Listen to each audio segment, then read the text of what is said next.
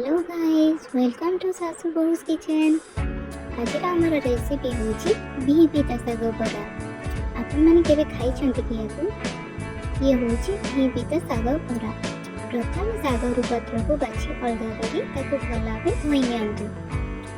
तापरे जेतिके परिमाण साग नै छंती ताठारो टिके कम बिरी को धोई की 2-3 घंटा बतुरे की रख दियंतु। सेतिरे 3-4टा सुखिला लंका यूज बिही पिता साग आ 10-12टा रसुण गुला आ गोटे टीस्पून जीरा को नहीं ताको भल भाव ग्राइंडिंग कर दियंतु।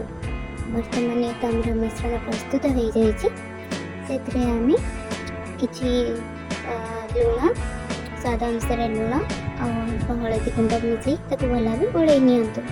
तापर गोटे तावा बसई से गरम हो गले तेल दिए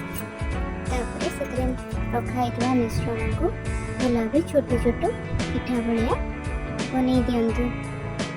देखु एवं आम छोट छोट बरा कर नवा पिठा कि ना बरा जहाँ भी कहींपर। तो मुझे छोट छोट पिठा बन देगी उल्टे देकी उल्टेला आप ध्यान रखिए टी प्रेस करदे जमी पतला लेयर हो ताले आपको क्रिस्पी लगे भल लगे। ये मोर रेडी हो गला बिही पिता साग बरा। ये रेसिपी को आप थोड़ा ट्राई करूँ आ केमती लगला कमेंट करिया बिल्कुल भूलिबेनी। Thank you.